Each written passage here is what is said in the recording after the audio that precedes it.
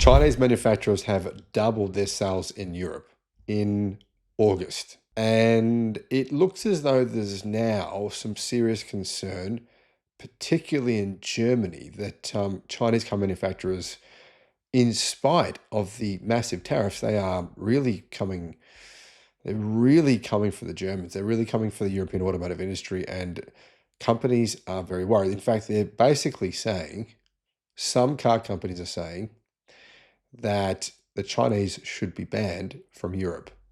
YouTube's new algorithm means that you're often not getting all of our videos in your feed. There's 7,500. I'm pretty sure you're probably not seeing a lot of them. In the description, there is a link to our newsletter. Click on that and you can get an update every day of all the latest news in the electric car industry. Hello, my friends. Welcome to the channel. I'm Sam Evans. You're watching the Electric Viking. And Chinese automakers have doubled their passenger car sales in Europe in August compared to the same month last year.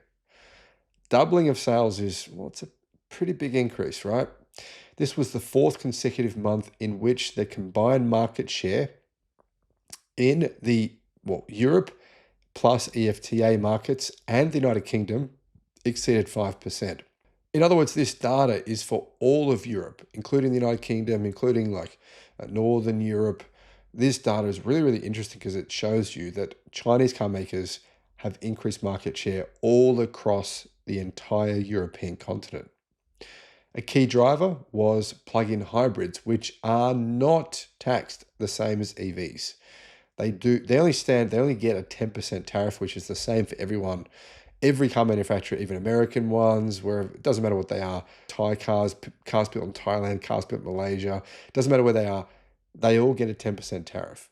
It's only Chinese EVs that get an additional tariff of between 17 to 30%, depending on what car brand. That goes on top of the 10%.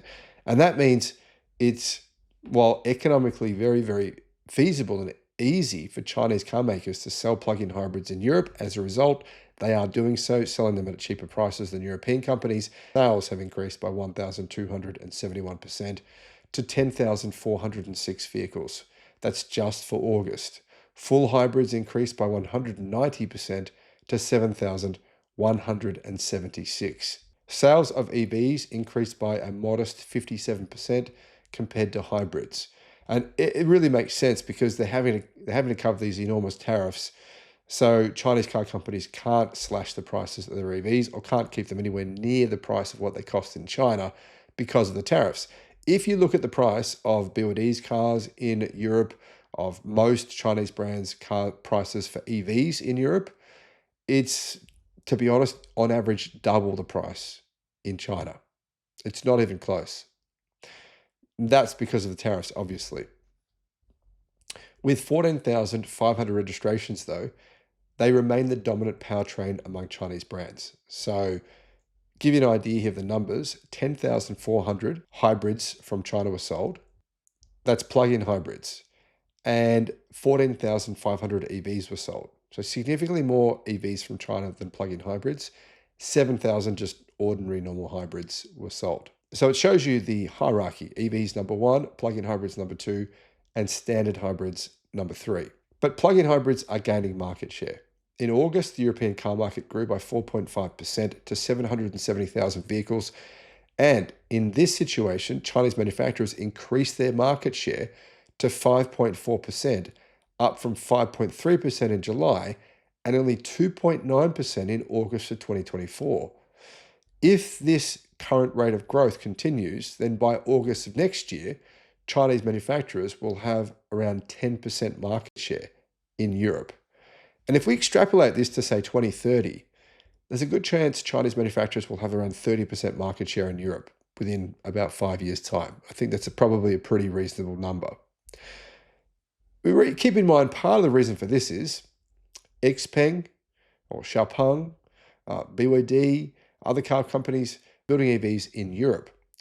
And they are also, for example, XPeng getting contract manufacturers in Europe to assemble their cars. For example, XPeng are getting Magna, who's an Austrian car company who used to build the Jaguar I-Pace and other EVs. They're basically getting Magna Steyr to just reassemble their cars in order to avoid the tariffs. They've worked out that the numbers make sense. Just send the vehicles to Magna Steyr. Magna Steyr will pay you this much money per vehicle to assemble it in Europe. We avoid the tariffs, which it's an interesting strategy. But more and more Chinese automakers will just use that strategy in order to get around paying between really 27 to 50% EV tariffs. But unfortunately, what's happening here is that the EU's additional tariffs on electric cars imported from China are prompting Chinese manufacturers to focus more on plug-in hybrids, which, to be honest, in Europe are often not even charged, not even used as an EV, not even used properly as a plug-in hybrid. EVs accounted for 35% of Chinese sales in Europe in August, compared to 44% in the same month last year. So as a percentage of sales, EVs, in terms of Chinese product, are declining. And that's the reason. That's the reason.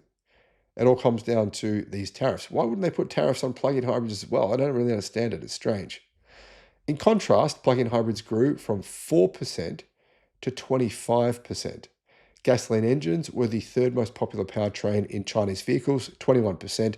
Most of those are actually going to places in poorer countries in Europe, followed by full hybrids, which grew from 12 to 17%. Which company is the most successful car brand in Europe?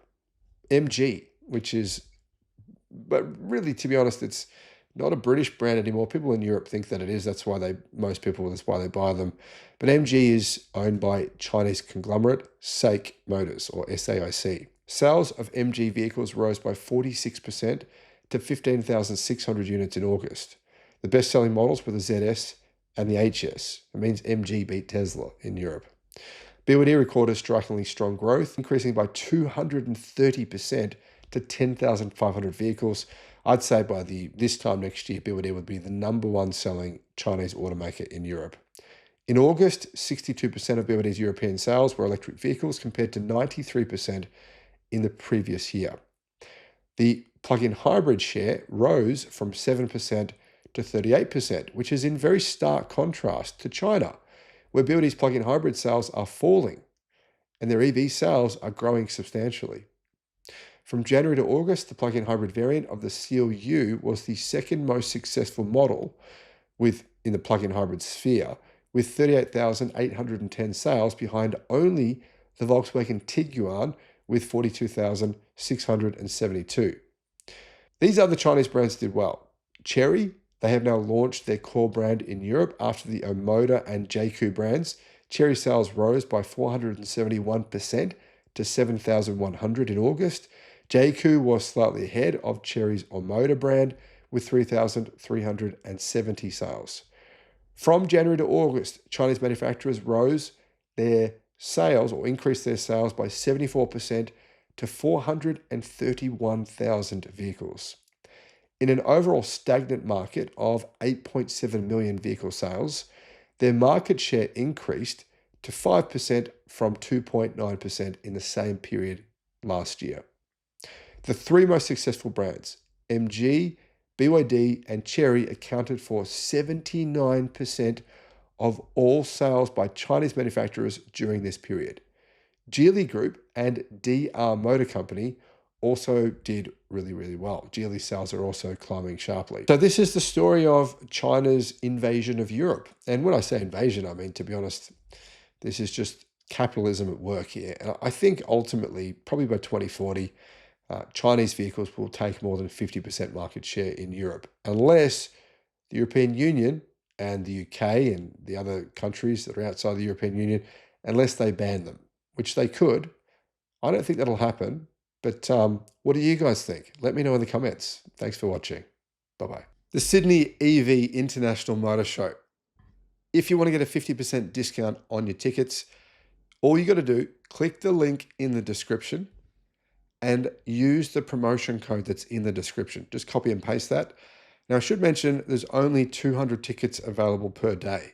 So if you go to use the promo code and you can't get a ticket, wait till the next day. Don't wait until the day before the show to get your tickets, because otherwise you'll probably miss out on getting the 50% discount.